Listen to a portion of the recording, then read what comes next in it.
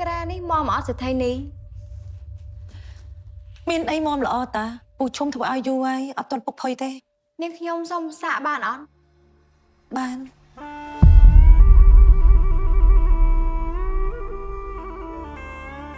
ក្រែរបស់សិទ្ធិនេះ